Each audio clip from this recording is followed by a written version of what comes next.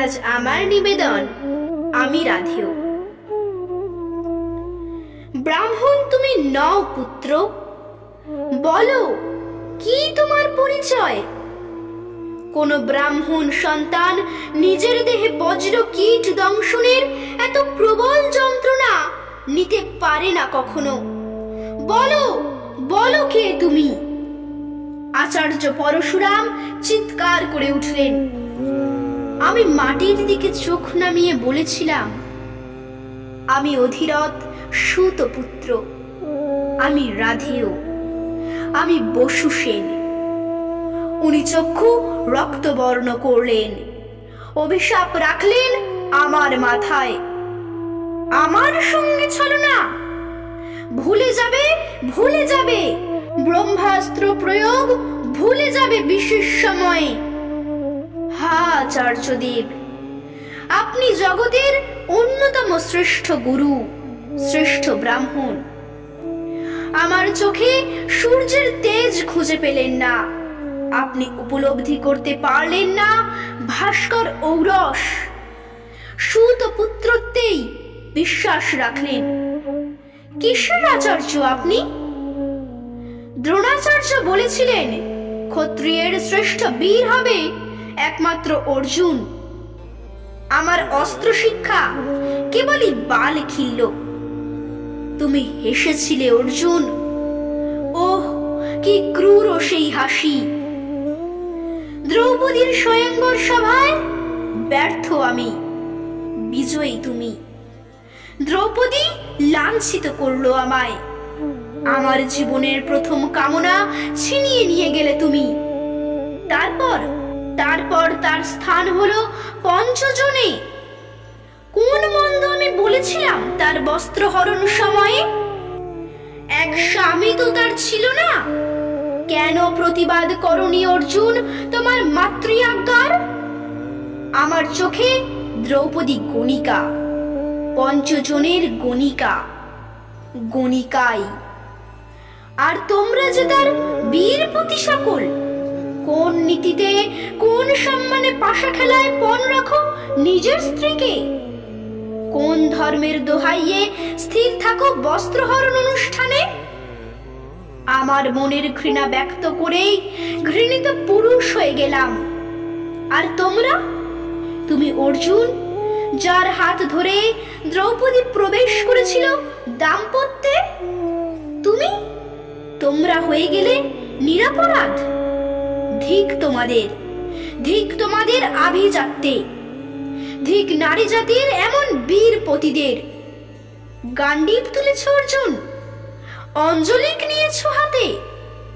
এই তো সময় তোমার। আহ, কোথাও সে ব্রাহ্মণ? আমি তার গাভীকে হত্যা করেছিলাম অজান্তে। তিনি অভিশাপ দিয়েছিলেন মেদিনী গ্রাস করবে আমার রথের চাকা। অসহায় হয়ে পড়ব আমি। এসে দেখে যাও, নয়ন সার্থক করো হে ব্রাহ্মণ। আমার রথের চাকা আমি তোলার চেষ্টা করছি এখনো প্রাণপণ। উঠছে না, উঠছে না, কিছুতেই উঠবে না।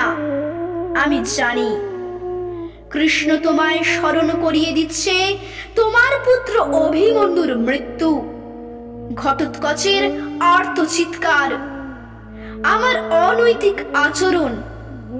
আচ্ছা, তুমি বলো তো, যে জন জন্মের পর শরীরে পেয়েছে সূর্যের তেজ, হৃদয়ে উদারতা, দৃঢ় প্রতিজ্ঞ অন্তর, আর সুতপুত্র হওয়ার লাঞ্ছনা, তার উপরেই কেন থাকবে নীতিরক্ষার দায়? কেন অর্জুন, কেন? তবু কৃষ্ণ তোমার রথের সারথি, তোমার চেতনায় আগুন জ্বালিয়ে দিচ্ছে। এভাবেই মনে আগুন জ্বালানো যায়। আমি জানি শুধু আপন কৃতকর্ম, আপন অপরাধ স্মরণ করা যায় না। অসহায় অবস্থায় হত্যা করা যায় বৈরীকে। বৈরী তো। অস্ত্র শিক্ষার শেষে গুরু দ্রোণাচার্য বললেন, অর্জুনের সঙ্গে দ্বন্দ্বে নামবে কে? আমি এগিয়ে যেতেই কৃপাচার্যের রক্ত চোখ। এত স্পর্ধা! সুতপুত্র! ওহো, একবার যদি সে সন্ধিক্ষণ আসত অর্জুন! দুর্যোধন এসে আমার যন্ত্রণা প্রশমিত করে কাঁধে হাত রাখলেন, আমায় অঙ্গরাজ্যের রাজা করলেন। রাজা! হা হা, সেই বেতের পেটিকায় ভেসে যাওয়া কবচ কুণ্ডল পরিহিত একরত্তি অনাথ অঙ্গরাজ্যে রাজপদে অভিষিক্ত। চিরস্থায়ী মিত্রতা স্থাপন ছাড়া কি আর অন্য প্রতিদান দিতে পারি? বলো বলো অর্জুন। আহ, তোমার দেরি হয়ে যাচ্ছে। ক্ষেপণ করো তীর, ছেদ করো আমার মস্তক। আমার কবচ কুণ্ডল থাকলে নিশ্চয় তুমি এই সুখের মুহূর্ত পেতে না ভ্রাতা। হ্যাঁ ভ্রাতা, তুমি আমার ভ্রাতা। আমি জানি জানি। আমার গর্ভধারিণী নিজে বলেছেন গতকাল সন্ধ্যায়, আঁচল পেতে গর্ভের ঋণ ভিক্ষে করেছেন, তোমাদের পক্ষে যোগদান করতে বলেছেন। পুত্রেষ্টি মন্ত্রের অপপ্রয়োগ করে একজন জারজ জন্মদানের কথা স্বীকার করে ভীষণ কান্নায় ভেঙে পড়েছেন। সেই কান্নায় ভয় দেখেছি আমি অর্জুন।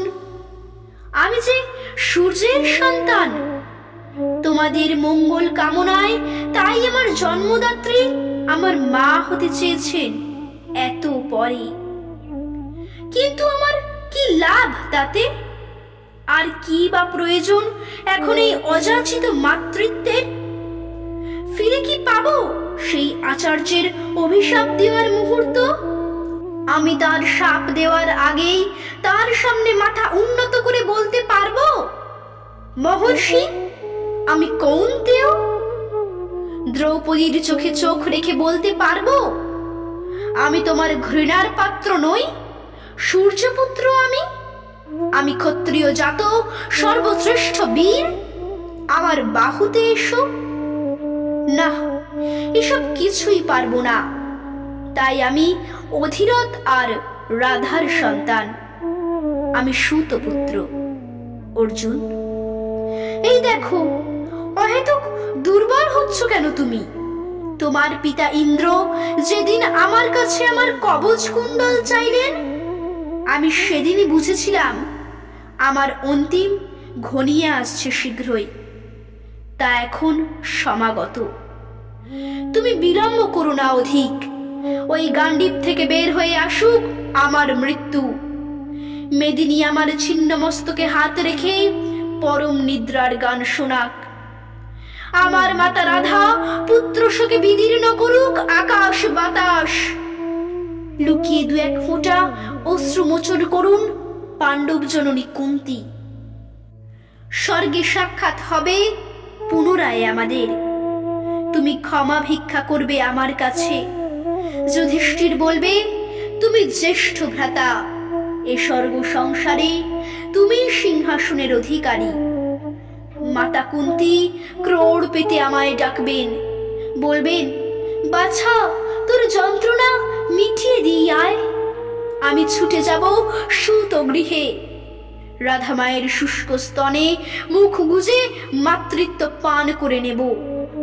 চিৎকার করে বলবো, আমি রাধেয়, আমি রাধেয়, আমি রাধেয়, আমি সুতপুত্র, আমি বসু সেন। যদি এর পরেও মাতা কুন্তী জ্যেষ্ঠ পুত্রের হৃদয়ে ছুতে চান স্বর্গের সুত কুটিরে, আমি বলবো, মাগো আশীর্বাদ দাও। মানব কুলে আর কোন মাতা কুমারী কালে সূর্যের জন্মের পরে তাকে বেতের পেটিকায় ভাসিয়ে না দেন স্রোতের ঠিকানায়। মেরুদণ্ডের ঋজুতায় দাঁড়িয়ে সে মাতা পরিচয় দিন, আমি কর্ণের মাতা। নমস্কার।